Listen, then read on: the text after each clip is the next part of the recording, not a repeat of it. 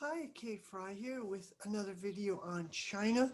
This will be my last in this series until I'll make more videos on China in June or July and August. So I take a break on China after that and continue making videos, but on the domestic situation on the United States. Some very important stuff is happening, which I want to talk about. But for now, I want to finish out my video section on China, on the Chinese Revolution. So before I do, a couple of things I just wanted to get out of the way, a couple things about China is important to know, which I forgot to mention in earlier videos, Chinese history and culture. First, pinyin. The system of obviously the Chinese language has its own writing system, Hanzi, called Hanzi, the Chinese characters. There's system that now the preferred system of transliteration. There's a writing Chinese in Western letters, Roman Latin alphabet, is called Pinyin. Pinyin. It's preferred by the People's Republic of China. It's overwhelmingly used these days. It was developed in the 1950s by a group of people led by one person named Zhao Yao Guang. Fascinating figure, Zhao Yao Guang, fascinating figure. He lived in the U.S., I believe, as a linguist. I believe at one point he was a Wall Street banker. He came back to China after 1949, along with lots of overseas Chinese, came back after the Communist Revolution to help develop their country. And he developed Pinyin. He was part of this team which designed the Pinyin system. Interestingly, he lived to the age of 111. He died in 2017. Apparently, he actually wrote 10 books after the age of 100. Like, whoa, that's a pretty amazing guy. He was an Esperanto enthusiast, a linguist, kind of more of a self-educated linguist, I get the impression. Fascinating figure. Anyway, he developed Pinyin. The earlier system of transliteration, which was used, something called Wade Giles. It was developed by a couple of 19th century missionaries. I believe it goes back to the 1840s. Um, Pinyin became more popular in the U.S. because after the U.S. recognized Red China, and even in the 70s and 80s, Pinyin was more and more used. Uh, Taiwan held out for a really long time. They had a separate government which claimed to be China. Taiwan held out, used Wade Giles for a long time. I believe Taiwan unofficially uses Pinyin now too. I'm not really sure. Anyway, with the so Pinyin is widely used now with the older now. Oh yes, I'm just explaining what it's like. I'm not a linguist and I don't really care about all the details, but just some interesting facts like the way it's written, like Mao Zedong as far as Mao Zedong in Pinyin, it's spelled Maotesetung. In Pinyin it's Maozedong. Like in Wade Giles, the capital is Peking. Pinyin, Beijing. Say Nanjing, it's Nanking in Wade Giles. Chongqing, Chongjing, and so on. Now up until maybe 15, 20 years ago, books that were written in English about China, the introduction almost always had a mandatory explanation of the difference between Pinyin and Wade Giles. I don't think it's as common anymore. Pretty much everyone's used to Pinyin. Kind of who's interested in China is used to Pinyin by now. So although a few writers continue using their own quirky system, this book China, put out by the IMT, China from Permanent Revolution to Counter Revolution by John Peter Roberts. He uses his own odd system. It's a little. He uses kind of opinion for names, but for names of people, but place names he uses Wade Giles. It's a little confusing. So it's just important to understand that difference. You'll probably come across references of that. Okay, another thing I want to mention, opium. I talked about the opium trade, how in the previous video, how it really sucked an enormous amount of wealth out of China, besides spreading highly addicting drug and debilitating large parts of Chinese society. Interestingly, there were American fortunes made from the opium trade. Not well known, but Franklin Roosevelt, his his maternal grandfather, who he was named after, was a guy named Warren Delano Jr. And Warren Delano Jr. made a huge amount of money in the opium trade. He, for a time, was the world's largest opium smuggler. And it was legal for Americans to do this. He made money in other things as well. He was a speculator, a land speculator, made money in railroads and so on. There's a town in Pennsylvania named after him. But yeah, he was the world's largest opium smuggler for a time. Many New England blue blood families in the U.S., the Cabots, the Lowells, the Lodges, and so on, they were heavily involved in the opium trade. They made a huge amount of money out of it. Harvard University made a huge amount of money out of the opium trade. I don't know if the university itself was directly involved, but their donors were very much involved, big time. There's an article I'll provide a link to in the Harvard Crimson, the Harvard newspaper, which details some of that. Harvard endowment, I believe it's like $22 billion. I think, I'm not positive, but the Harvard endowment is huge.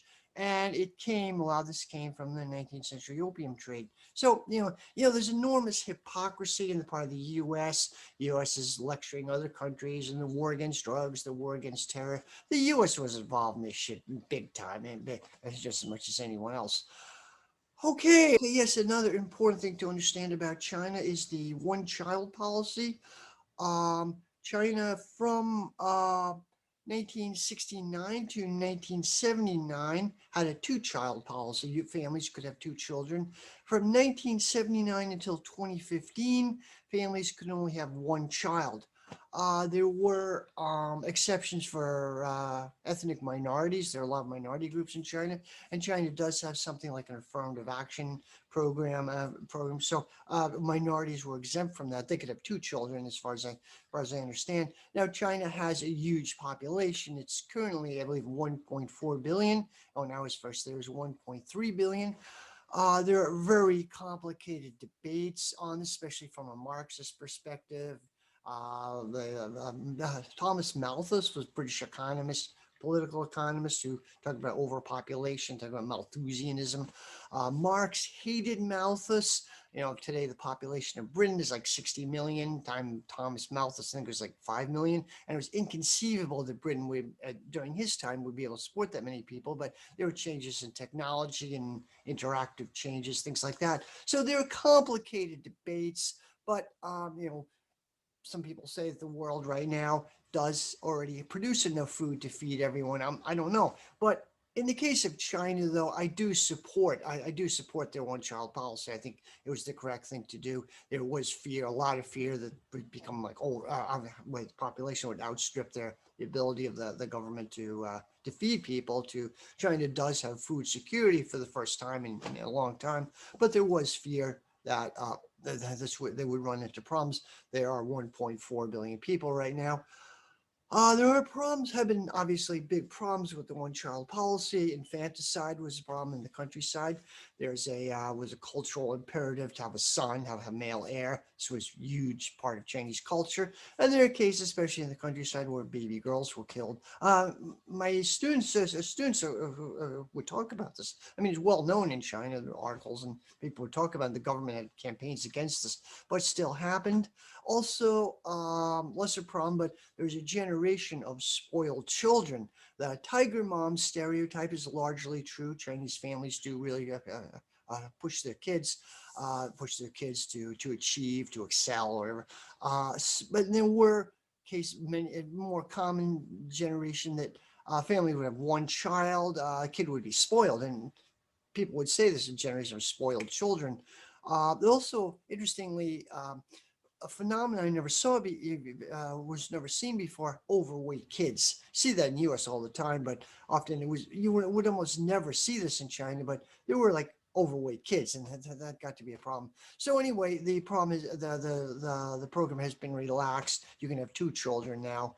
I support the policy, but there are problems and complicated debates around it. I'll say this: one of my first time I was, or second year I was in China.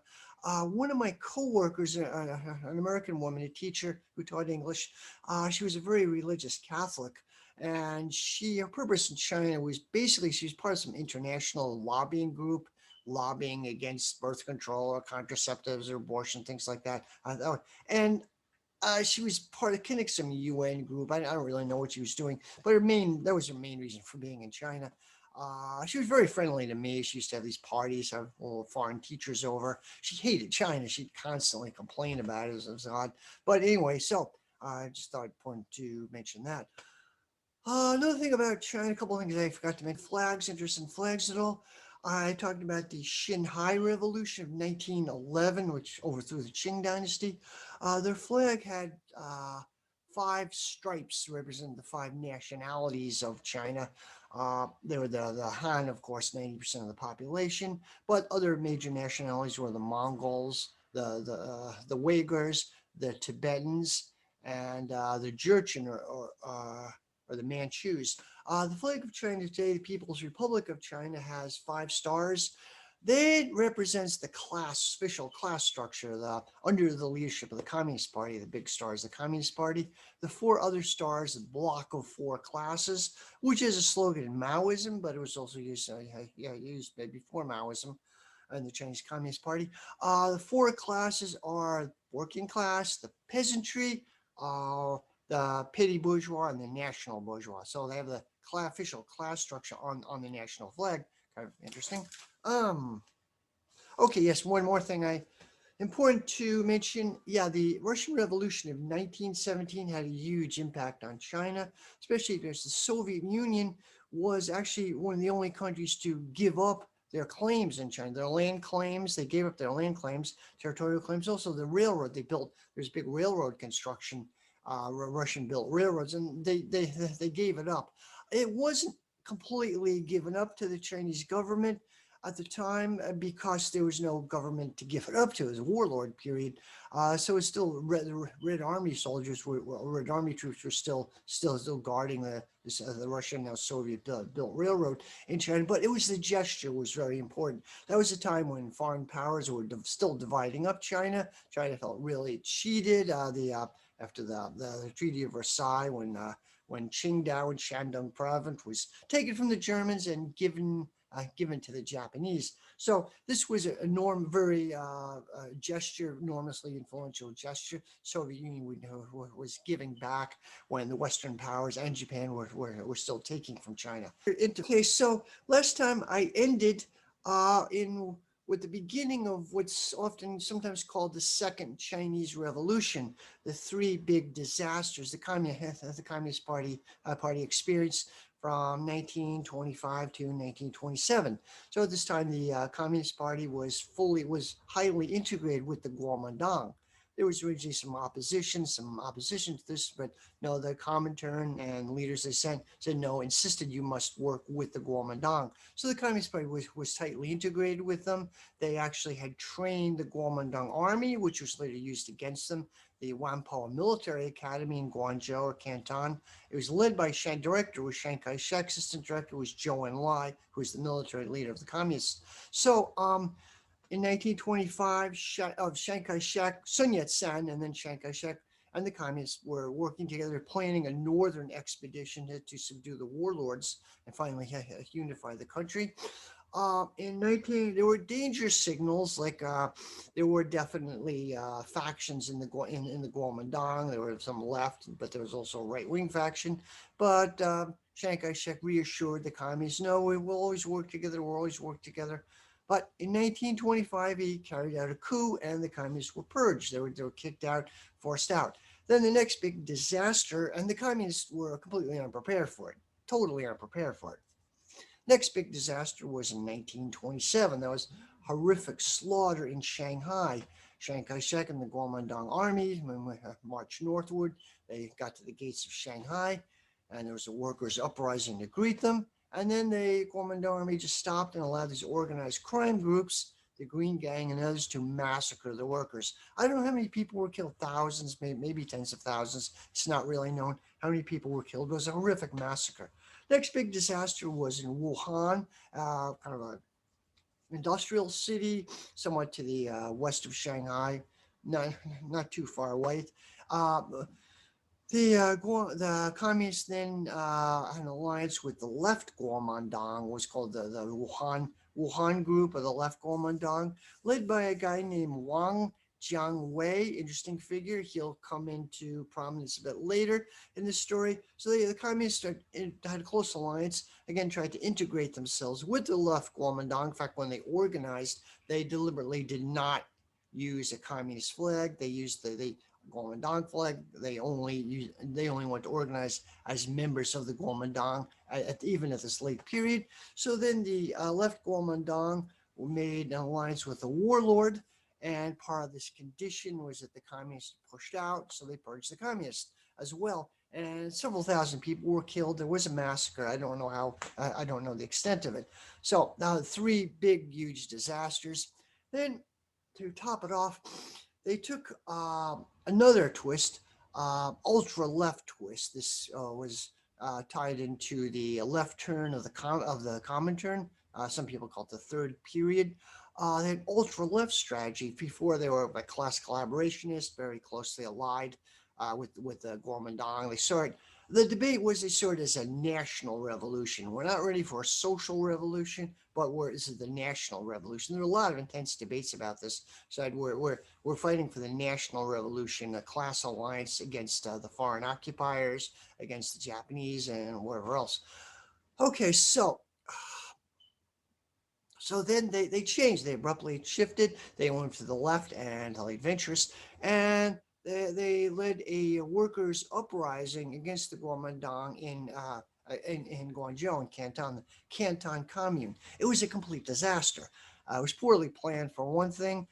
Originally, the Kuomintang, originally led by Sun Yat-sen, was able to form a government or a state of sorts in Canton and Guangzhou due to a workers and peasants uprising. Basically, they had an army which was recruited from local peasants, essentially a peasant uprising against the local warlord.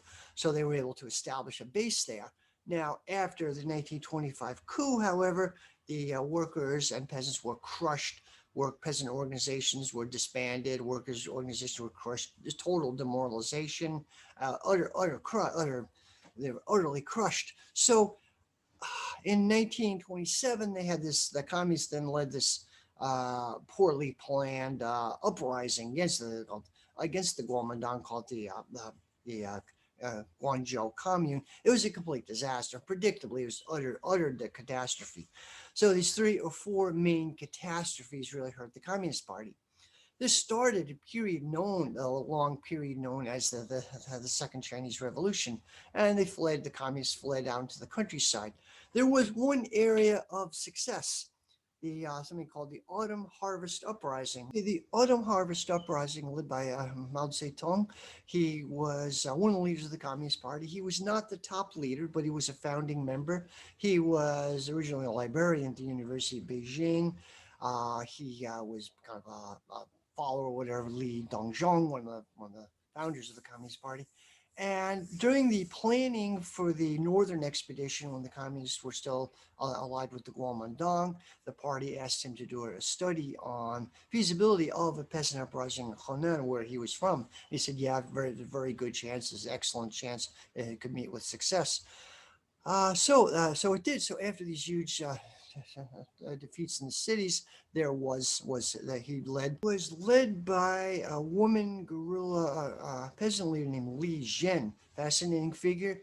She joined the Communist Party, led this peasant uprising, and it succeeded for about 3 months. It lasted for about the Autumn Harvest Uprising. Took a big chunk of the province of Henan, captured the capital, Changsha, for a time. It lasted about 3 months before being pushed out. And this had an electrifying effect on the communist movement and showed a different direction things could go in. They failed these workers' uprisings, but it could succeed as a peasant movement. Now, this implied some big changes in the movement.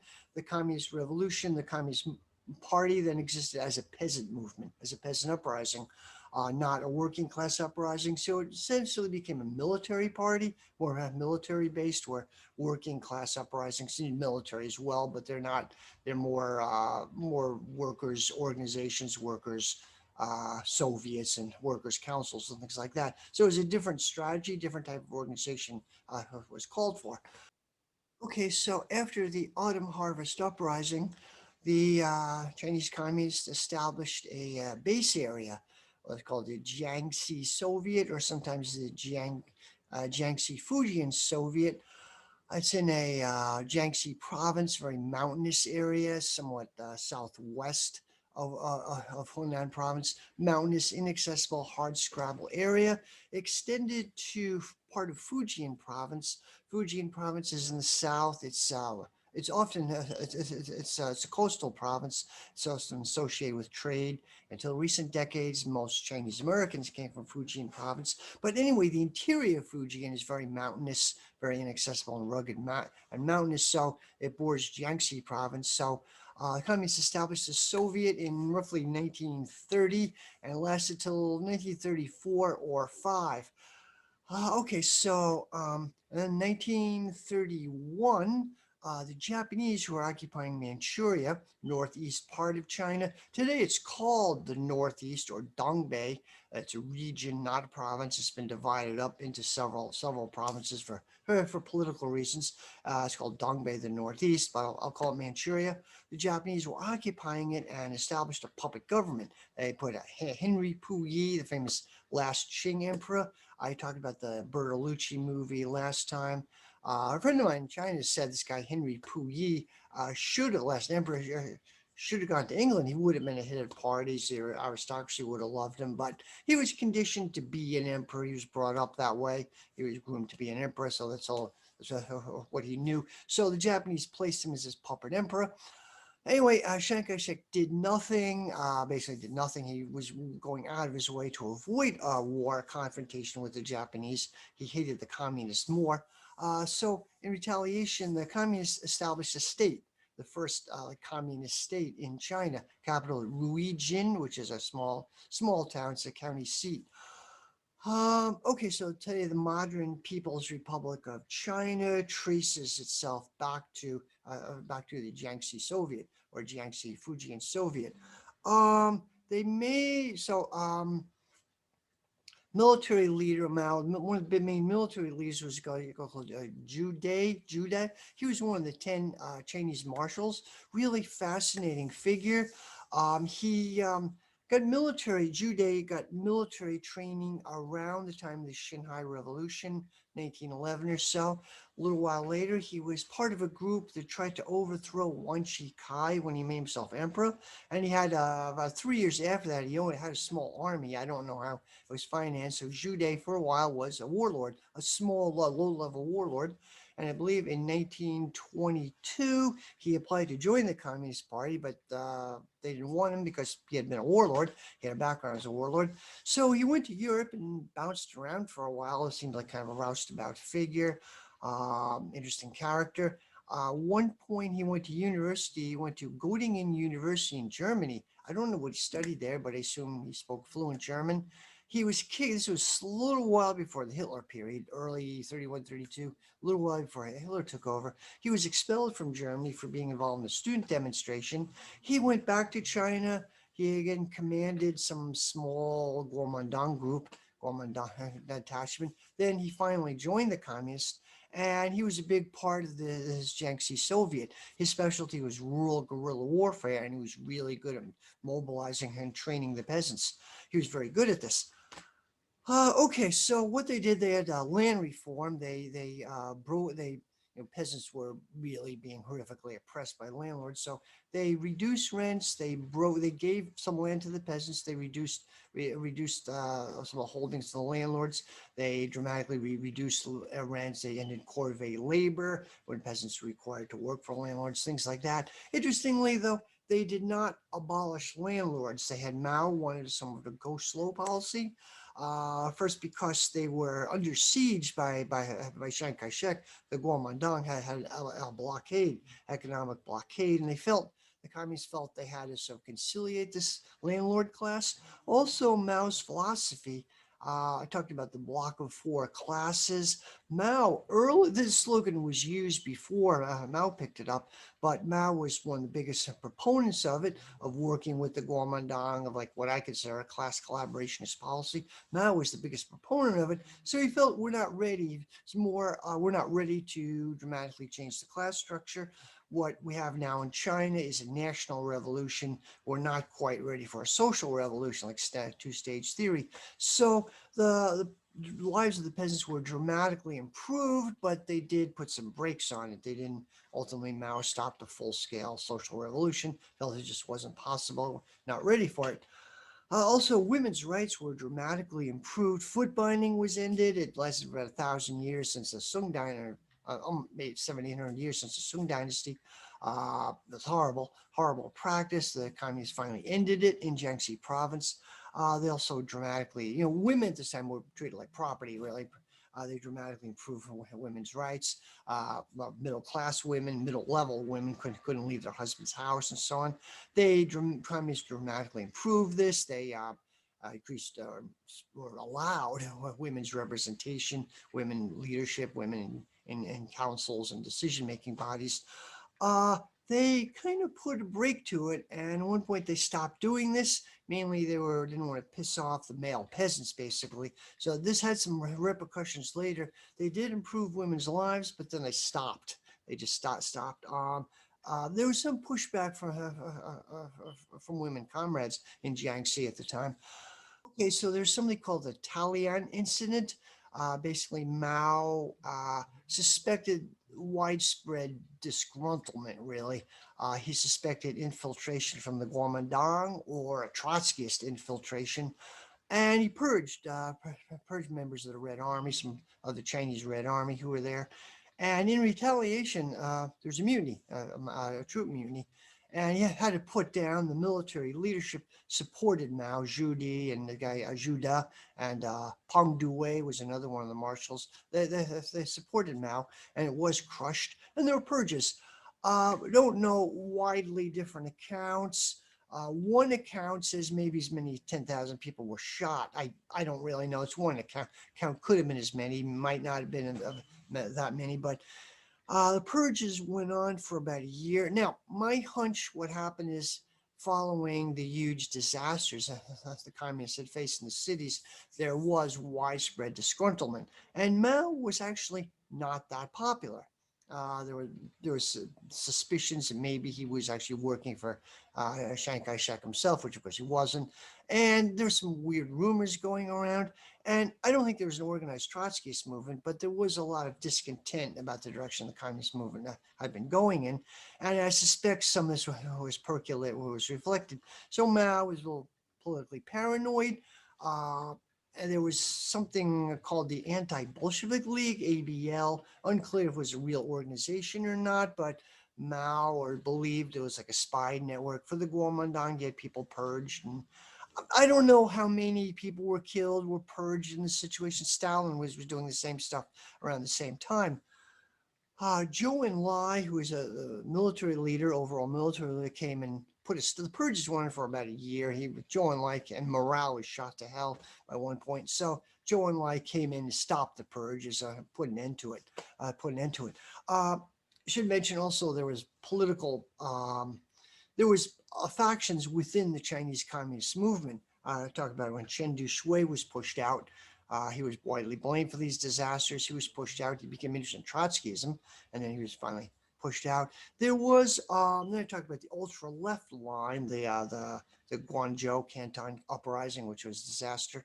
Well, there were a faction pushing that group around Li Lasan, who became leader of the Communist Party. And there was talk of the Li Lasan line.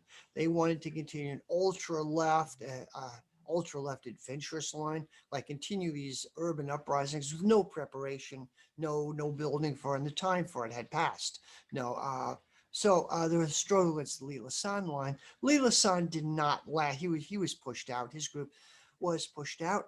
And then there was another faction called the 28 Bolsheviks. It's a bit complicated. They 28 Bolsheviks were Chinese students, communist students who had studied in Moscow, a place called the Sun Yat-sen University for Toilers of the East. Basically, the Soviet Union had set it up to train Chinese revolutionaries, essentially. And this group was a group being groomed.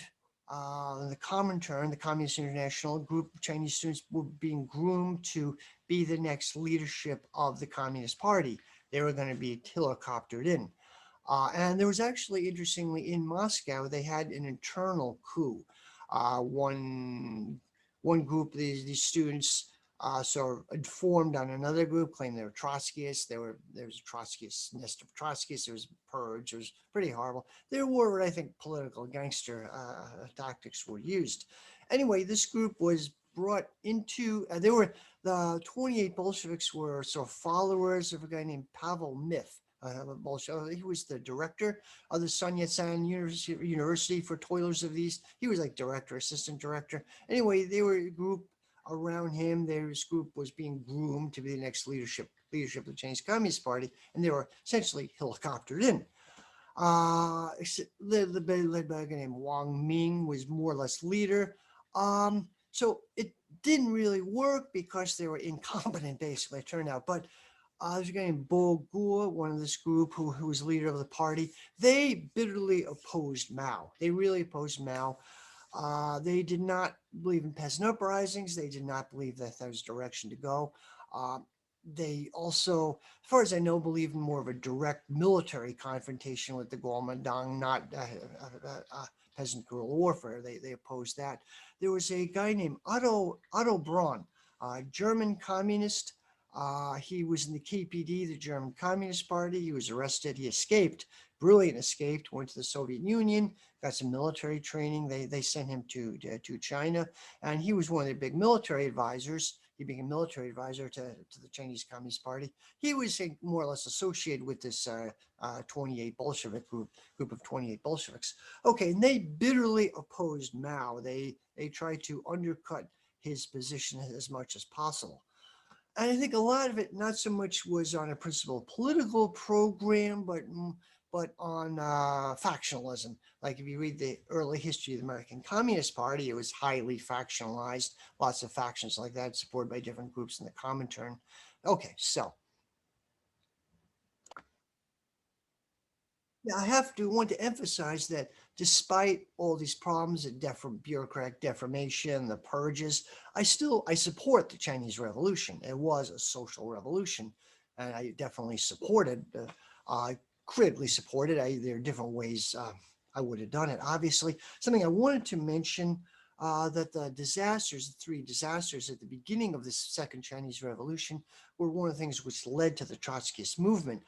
Leon Trotsky wrote some article, long, maybe a small book or pamphlet. It was called the Third International After Lenin. And after Lenin, the Comintern, Communist International, definitely went off the rails big time. It became bureaucratic. Gregory Zinoviev was an early leader, and it was a disaster. And China was one of their biggest disasters. And Trotsky spent devoted whole sections to China. He was following the events very closely. And you're saying, well, the Comintern is not really capable of leading the working class. They lead us into disaster after disaster. It was a savage critique of the Comintern, of the Communist International. And it's one of the things which started the American Trotskyist movement a bit later.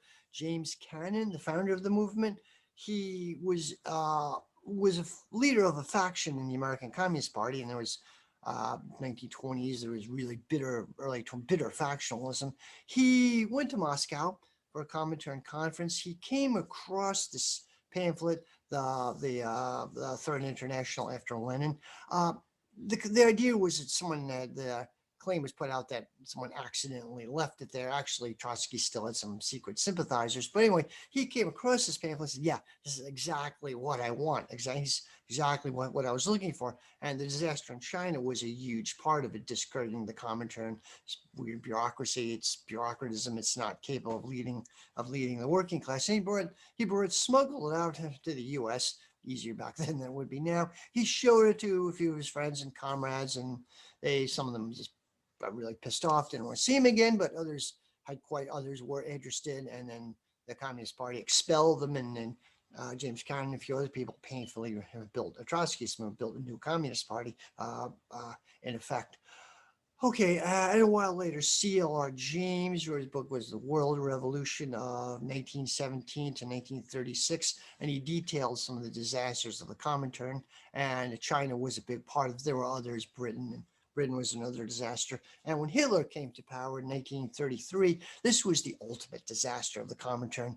Germany had a mass communist and socialist parties, and Hitler took over almost without firing a shot. There was some street fighting in Hamburg and Berlin, but the mass workers movement, they couldn't avoid Hitler taking power. So anyway, that's a whole different story. Anyway, as I was saying, I critically support the Chinese Revolution. There are different directions I would go in.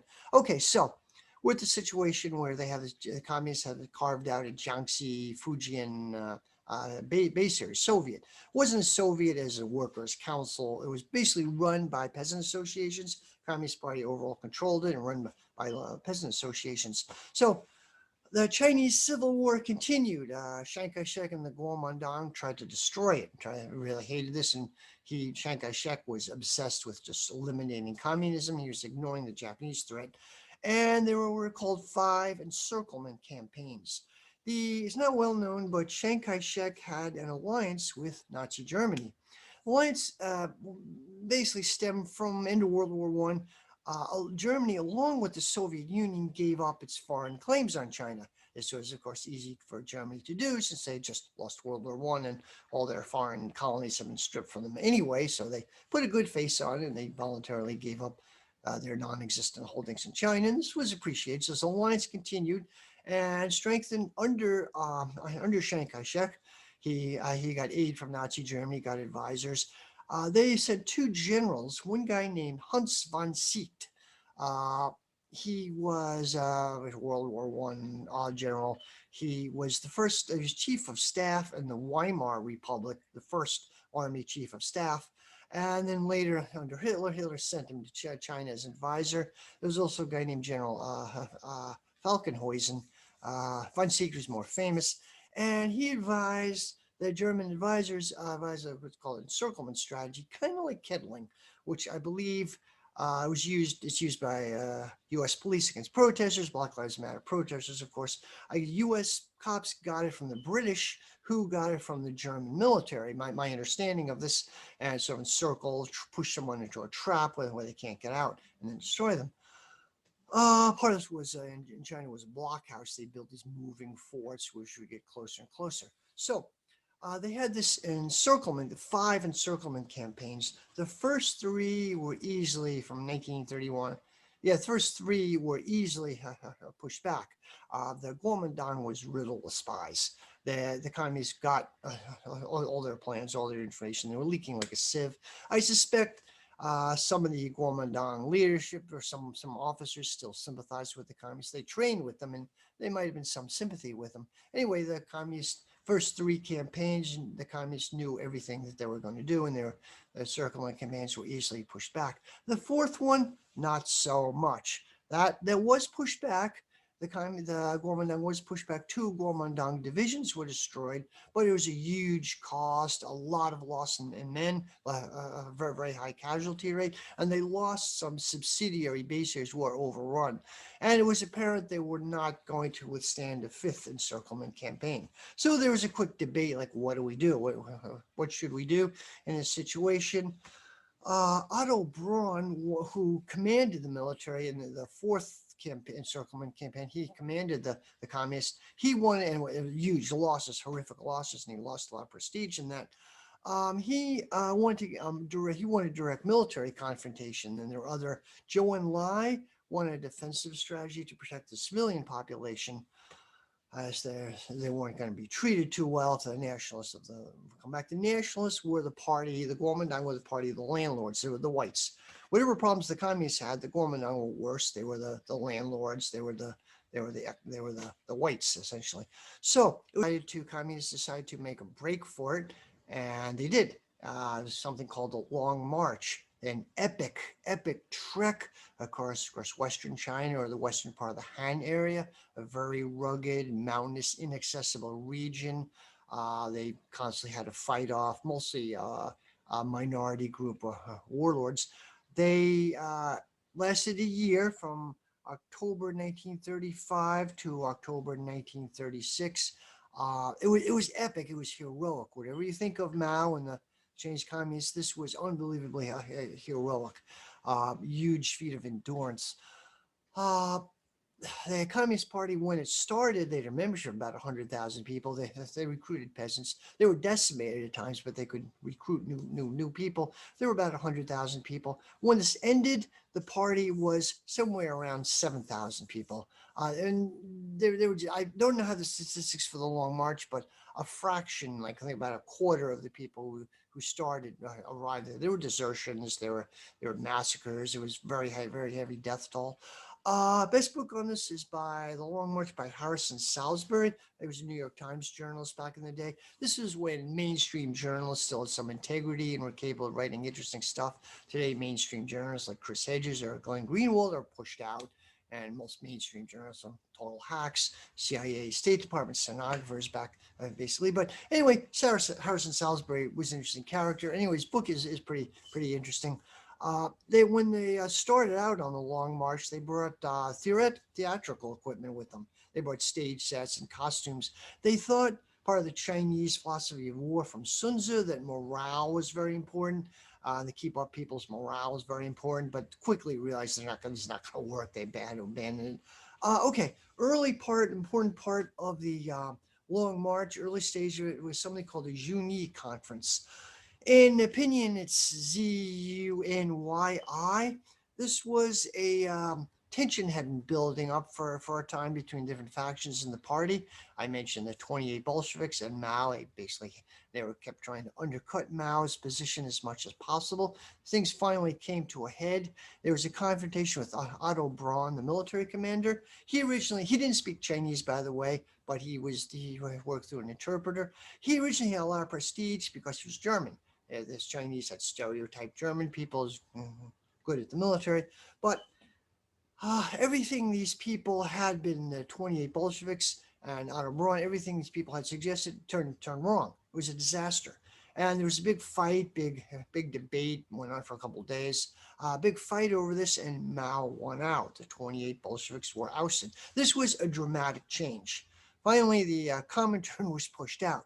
Basically, Mao and strategy more connected to the realities of China. Um, Mao was a political genius. Basically, he managed to get operational control of the Communist Party, the Red Army, while still remaining loyal to the Comintern. He did not break with the Comintern or with Stalin. In fact, some sources I've read said the Comintern actually put out signals that they would support him for the leadership. So anyway, the 28 Bolshevik faction was lost. They some of them, a fair number actually joined Mao, and some of the Wang Ming and some others went back to Moscow. Went back to Russia. Later on, some of them did play a role in the movement. Otto Braun was demoted from his position. He stayed on the Long March. Actually, stayed with the communists. Stayed in China until 1939. He was at a low level training position. He still stayed in China, but he was demoted from his role. And anyway, this was necessary. The Chinese Revolution would not have been possible. The Comintern's advice to them had been disastrous, continuously disastrous, and would not have been Communist Revolution would not have been possible if this had not happened. So there were later conferences. They made their way as they made their way north. They stopped and debated what. By the way, I've been to Zuni. It's a small town. It's a museum. There's a museum there, like the estate or whatever what was held. There's a museum now. And when I was there were a group of people in Guomindang uniforms. I did a bit of a double take, but somebody told me they're filming a movie. They were making a movie, some history movie. Anyway, so they made their way to Yan'an. So the communists made their way to Yan'an and established a famous base area in Yan'an. And okay, Chiang Kai-shek then, of course, hated them and tried to destroy them. He couldn't really reach them, but Yan'an is in northern Shanxi province. Shanxi is considered to what's northwest China. It's kind of in the north central part of the country, but northwest of the Han area. Xi'an was the ancient capital during the Dong and Han dynasties. Okay, Yan'an is in what's called Shanbei, North Shanxi province. Uh, I've been to Yan'an. It's reading the Harrison Salisbury book. It's really a great book, but I got the impression that they talked about the caves of Yan'an. It was some vast underground complex where the communists had their headquarters. Not really true. The caves are kind of a shallow, they are caves, but they're shallow depression, very shallow caves. It's basically a huge tent city that they enlisted personnel and others lived huge, had this huge tent city. So they established a Soviet base area in the communists established a base area in Yan'an. Okay, so as I mentioned, Chiang Kai-shek sent Zhong Shui Liang, known as the Young Marshal. He had been a warlord of sorts, controlled area of northern China. He had been brought into the Kuomintang army, and then Chiang Kai-shek sent him to Yan'an, the northern Shanxi province, to finally deal with the communists. He was very reluctant to do so. He said, "Why are we fighting these people?" There was a lot of resentment on the part of the on the part of the Kuomintang army leadership to officers against this policy of fighting the communists. We shouldn't be working together. We should be fighting the Japanese. They're our real national enemy. So Chiang Kai-shek flew to Xi'an to scold Zhang Shui Liang, what's going on? Well, look what's going on here. And they had a meeting, is actually not in Xi'an itself, but a place 20 miles north, I believe 20 miles north of Xi'an hot springs, like a hotel area and a resort, a hot springs area. And the story is Chiang Kai-shek, it was planned by two guys, Shui Jialiang and Yong Hu Chong. They were two planners. And so they dragged Chiang Kai-shek out of his cabin in the middle of the night and held him hostage. And according to one story, I haven't had this confirmed, but there's a story that Chiang Kai-shek escaped and hid under a boulder for a few days in his pajamas. But be that as it may, uh, Zhou Enlai, who was the communist leader of the communist armies, came in and essentially negotiated between Chiang Kai-shek and his own army to let him go. And Chiang Kai-shek, they did let Chiang Kai-shek go. Shui Liang said, I didn't want to kill Chiang Kai-shek. I just want to push him. I just want him to stop this obsessive war against the communists. There were a friend of mine, Chinese friend of mine, who was anti-communist. He thought, the ideal time that he thought the Kuomintang could have easily wiped out the communists. They were exhausted from a long march. They were easily to eliminate. They could have been eliminated. They were exhausted a month or a couple months after they got back from a long march. They were totally exhausted. It would have been easy to eliminate them. I mean, they still would have existed in some form, but that was a turning point in history. On the other hand, there are there were military people in North Kuomintang, officers in northern China, around Beijing. They felt they should have killed Chiang Kai-shek, and I kind of lean towards that opinion myself. Be that as it may, they let Chiang Kai-shek go. Interestingly, as far as I know, he didn't take any reprisals except for two people. The planner of it, Zhong Shui Liang, he spent decades under house arrest. Like, they brought him to Taiwan when the nationalists, the Kuomintang, fled the mainland, went to Taiwan. They brought him to Taiwan with them, and he spent decades under house arrest. They kind of let him go after Chiang Kai-shek died, and I don't remember when that was. And in 1993, he went to Hawaii, immigrated to Hawaii, lived the rest of his life there. He lived a long life.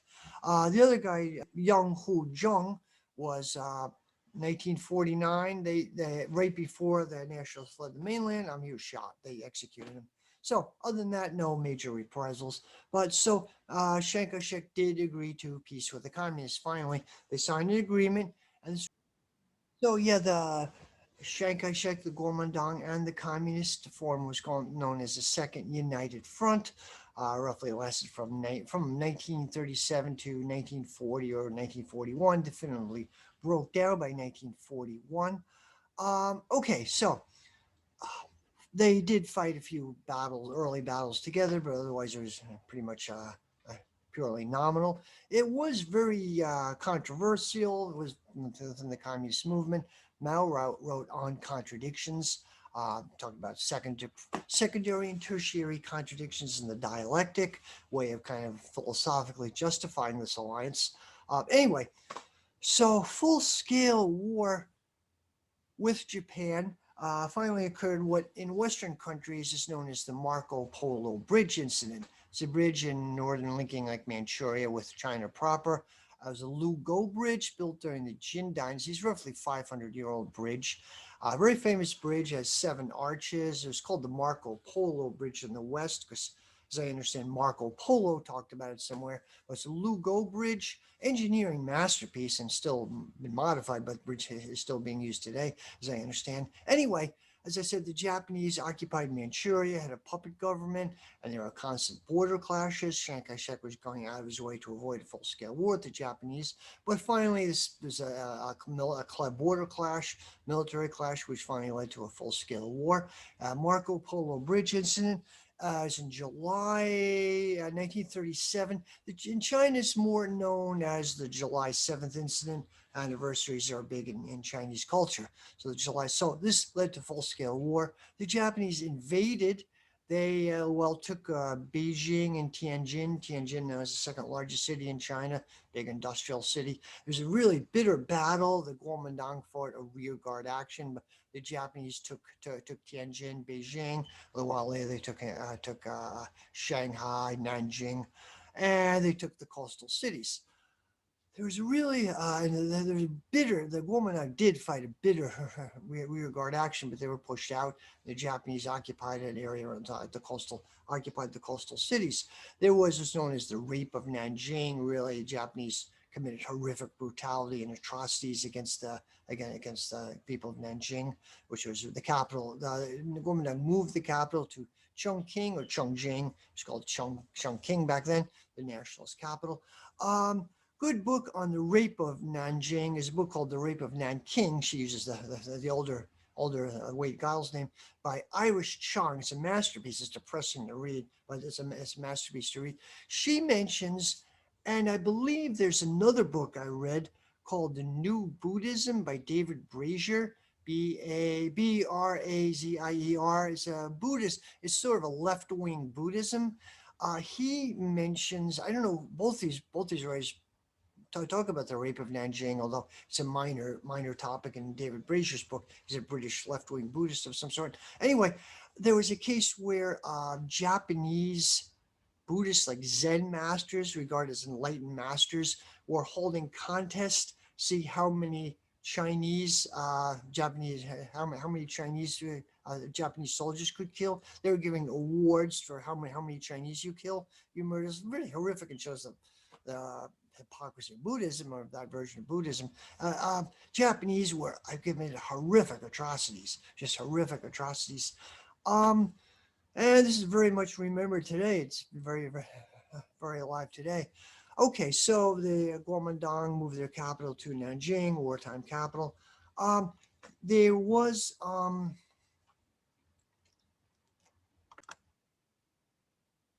Japanese set up a puppet government led by, of all people, Wang Jiangwei. He was originally the leader of the left Kuomintang in Wuhan. He later rejoined Chiang Kai-shek, became something of a foreign policy advisor to Chiang Kai-shek, and he was the biggest advocate of peace with the Japanese. We can't attack the Japanese. We can't make war with the Japanese yet. And he was the biggest advocate of this policy. And I believe it's 1940 he defected to them, went to Singapore, and then later he joined them, and they put them in charge. Japanese put him in charge of the occupation government, sometimes called the Reform Nationalists, the Reform KMT, the Reform Kuomintang, or regime, or Huang Jiangwei regime. He had large numbers of people working with him, like disaffected former Kuomintang people, a lot of people working with him. And apparently he had an army of sorts. Between different accounts, 100,000, 500,000 man army. The army was all times basically run by the Japanese. He, like Henry Puyi, had a fantasy the Japanese would give him some independence, but it never works out that way. After the war, he died before the war ended, but large dozens of other people working with him were shot mostly were shot by the Kuomintang, and they deserved it. They're regarded as traitors today. Okay, so as I mentioned, it was called the Second United Front, kind of alliance of sorts between the communists and the Kuomintang from 1937 to 1941. There were cases, there are stories of Chiang Kai-shek, like ordering his troops to surrender to the Japanese, so the Japanese could then use them against the communists. So he'd in effect be fighting the communists, but still nominally keep this alliance. This is the official line of China today, and I think it's probably true. Chiang Kai-shek was a sadistic character. Oh yeah, story I meant to mention the book by on the Sung Sisters by Sterling Seagrave. He mentions a story that there's a guy, he was threatening to have shot. I forget who this person was, but Chiang Kai-shek, who's an old friend of Chiang Kai-shek's wife, Mei Ling Sung, I believe, old friend of Chiang Kai-shek's wife. So he had his wife spend an hour begging for this guy's life. And then finally, after an hour, he finally said, "No, I've already had him shot." He was a sadistic character by all accounts. Foreigners who worked, British or Americans who worked with him, didn't like him. British had a nickname for him, a couple of nicknames from Chiang Kai-shek, usually called in English Chiang Kai-shek. In Chinese, it's Jiang Jie, more in English, more commonly known as Chiang Kai-shek. British called him Cash My Check or Canker Jack, some nicknames for him. Okay, so this alliance kind of broke down by 1941. There actually was a case with the Fourth Army. They evacuated an area at the Kuomintang's request. That's our territory. So the Kuomintang army then surrounded it and wiped them out, killed thousands of people. So the alliance broke down shortly after that. And there's kind of a stalemate of sorts. So yeah, so then there was kind of a stalemate of sorts. There were two offensives against the Japanese separately. The Kuomintang had an offensive, I believe, in 1941. It was a thousand regional offensive, I believe, it was called. It failed, but the Japanese were shocked that the Chinese could still mount an offensive like this, could coordinate something like this. It failed, but it shocked the Japanese, and the Chinese communists had their own offensive, more northern North Big Belt in. No, the communists had the base here in Yan'an, as Soviet. Provided a magnet for idealistic young Chinese people who went to fight the Japanese and rebuild China. They call it the spirit of Yan'an. There, people flocked from Xi'an or from like southern cities to join Yan'an. Interestingly, it did have a cultural straitjacket. Mao had several what are called rectification campaigns combating liberalism or bad thoughts. Interesting book in that period was Wild Swans by June Chong. It's about three generations of Chinese women. Her father was in Yan'an, one part of the leadership, and he was slapped down. He was described. He wasn't purged or anything, but he was kind of one more freer cultural expression. He was a bit of a dissident. He was slapped down. Also, there was a case of more of the prominent leading male leaders having concubines. This was a tradition way back in Chinese culture. The communists were officially against this practice. China was a horrifically patriarchal, sexist culture, and there was a movement against this. But no, so it was happening anyway at Yan'an. Mao particularly he was a chick magnet his whole life. And other leaders had girlfriends or concubines, and there's difference between a girlfriend and a concubine, but there were anyway. A lot of women comrades were really upset about this. There was a campaign against this. There's a figure, Dingling, who was sort of an early Chinese communist feminist, kind of sort of the Chinese version of Alexandra Kollontai, not quite, but kind of. She was shut down pretty early. She was shut down, but she remained part of the leadership. She was later on in the 70s and 80s. She was environmentalist. Dingling is an interesting figure, little known in the West, but important figure. Yeah, period. This book, Wild Swans by June Chong, kind of talks about the three generations of Chinese women. It's very moving. I don't know how 100% accurate it is, but so the Kuomintang had a failed offensive along the cities to attack the cities. The Japanese were shocked that they were able to mount it at this time. The communists continued peasant guerrilla warfare against the Japanese. Fought in a broad belt in northern China. The the North China Plain. The Japanese had moved in as far as they could.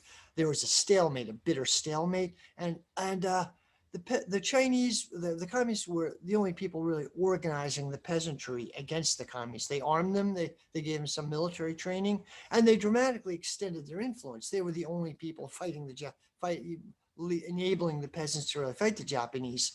And I have criticisms of Mao, of the Chinese Revolution, but I do support the Chinese Revolution. I have big criticisms of the Chinese Communists, but I do support the Chinese Revolution.